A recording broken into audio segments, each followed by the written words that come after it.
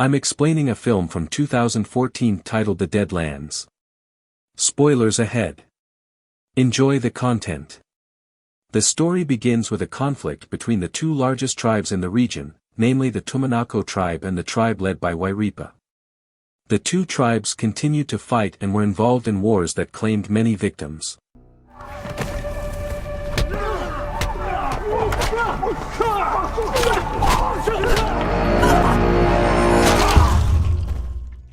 Then a group from another tribe, led by the chief's son named Wairipa, arrives. His arrival was received with serenity. The purpose of his journey was to make a pilgrimage to his forebears' graves in accordance with customs or traditions. Wairipa was walking to his family grave when he noticed the chief's son, Hongi, following him. When Wairipa got at his location, he performed an ancestor rite. We don't sure what Wairipa was thinking, but he defecated on the ancestor's head. When Hongi saw him from a distance, he grew upset and tossed a rock at Wairipa before escaping with the intention of reporting it. But unfortunately Wairipa caught him first, then he brought him to his father. Wairipa instead distorted the facts and accused Hongi of defecating at the ancestral place earlier. He denied this and tried to convince his father that it was not his doing. Wairipa was also willing to have his head chopped off as long as the two tribes were at peace, but he insisted on the fight continuing. The chief then told Wairipa and his warriors that their arrival and the blasphemy against his people were only pretexts for going to war. Finally, the chief issued an alarm and combat order to his soldiers. He recounted the tribe's peaceful coexistence day after day. This should have lasted till today, when tribes are at peace rather than battling, which only ends in tragedy. At night they suddenly received a sudden attack. Hongi had to let himself go into the abyss due to a kick from the attacking tribe. The Tumanako tribe was massacred, leaving only women so they could not marry and have any more children. Wairipa eventually captured the chief, slaughtered him, and severed his head. When Hongi awakened the next morning from her fainting, he returned to his village, but all of them had perished, leaving just the ladies. Seeing the awful reality enraged him, and he vowed vengeance on whoever had committed this heinous atrocity. Hongi makes the decision to chase down Wairipa and murder him with his own hands. In the meantime, Wairipa is on his way to their hamlet and takes a detour to get there faster. But someone named Rengi asked him if he was sure he wanted to go through there, because that road would pass through an area called the Land of Death, where there were great warriors who had massacred their own tribe. While Hongi is on the trail of Wairipa and his men, his ancestor gives him a brief sight into another place.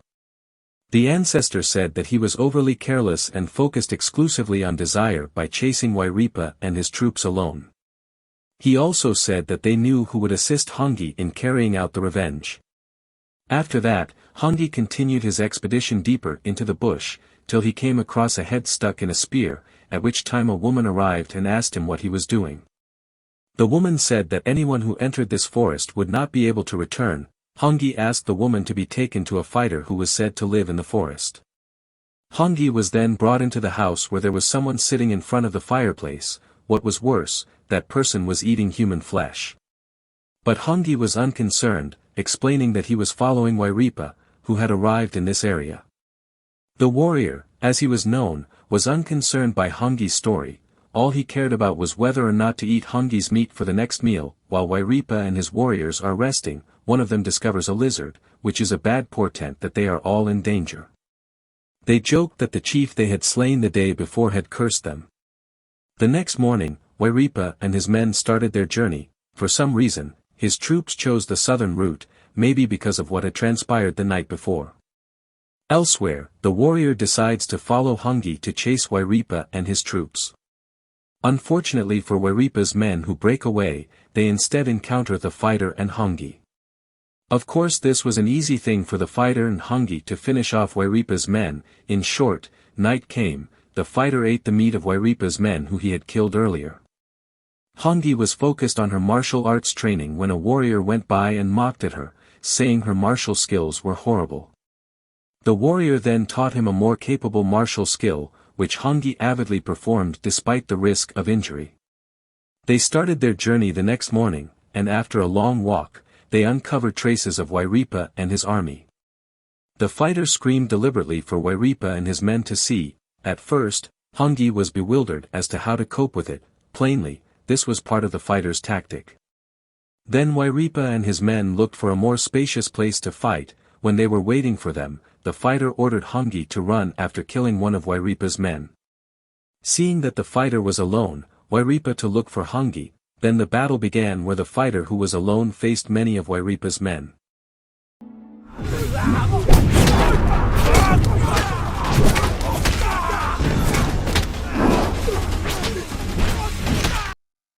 Meanwhile, Wairipa's men finally find Hungi. A fight between them is inevitable. After fighting fiercely, Hungi finally won the fight.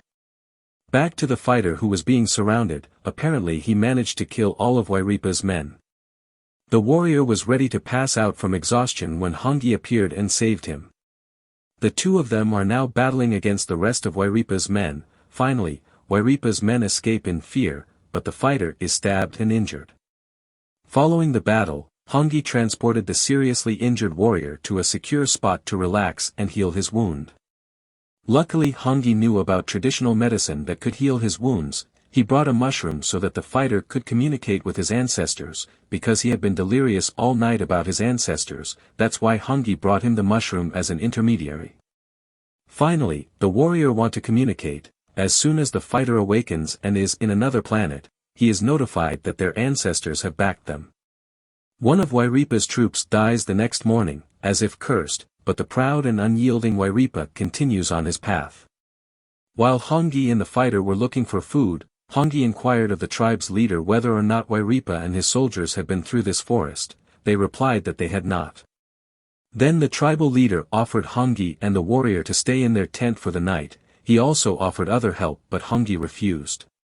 Because Hungi refused, she met the fighter. While holding the wound of him, the chief said that he must be responsible for the death of other members of her tribe.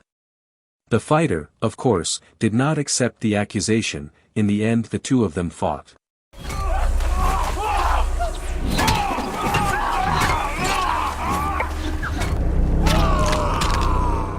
Finally the chief died at the hands of the fighter. Hungi actually wanted to stop him, but unfortunately he was too late. Given Hungi's wrath, why didn't the fighter offer some compassion, especially because she was a woman? The warrior reasoned that if he let the lady live, he would assume the fighter was an ordinary person who could be defeated, and hence others would ultimately come to the land of death and occupy it. Whatever the reason, Hungi refused to accept it, arguing that slaying that woman was a dishonor and that he was not a true knight. The warrior then recalls a moment when he was instructed to murder his wife and child, and to make matters worse, his father also told him to do it. For the honor of his tribe. Instead of killing his wife and children, the warrior killed all the tribesmen while they were all asleep because he had been betrayed. In short, they found Wairipa and his men in an uninhabited place. They entered the place and immediately attacked Wairipa and his men. When Hungi was imprisoned inside with the warrior, Wairipa unexpectedly brought Hungi's father's head to taunt him. Hungi revolted and was about to attack him, but the warrior stopped him and said he had other plans. The warrior apparently intended to starve Wairipa and his men to death by closing the barrier they had erected themselves, keeping them within without food or water.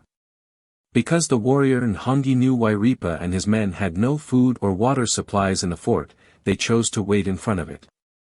Feeling that one of Wairipa's men was thirsty to drink his own blood, Wairipa considered this to be defiance, so he killed him. Inadvertently, Wairipa's men found weapons stored in wooden boxes that seemed to be relics from the tribe there before. The arrogant Wairipa said that it was his ancestors who had placed these weapons and that they were specially made for them. Suddenly, the warrior and Hungi hurl something into the fort that appears to be a smoke bomb, and Wairipa and his men reply by throwing spears at Hungi in the fighter, but they avoid and flee. Hungi entered the fort as soon as she saw her father's head stuck in a spear, but it was a trap, as the fort door was shut and Hungi was imprisoned within. The warrior who was chasing him, on the other hand, was halted by Wairipa's soldiers. Unfortunately for him, the warrior was wounded in the stomach by a spear, but despite his injuries, he was able to survive and fight. After the warrior managed to defeat Wairipa's men, he returned to the fort and saw Hungi fighting. He went in and helped Hungi. Before the warrior could enter, he was confronted by Rengi first. The fight between them was inevitable. Apparently Rengi was very tough. He almost lost the fight, but finally he managed to turn things around and beat him.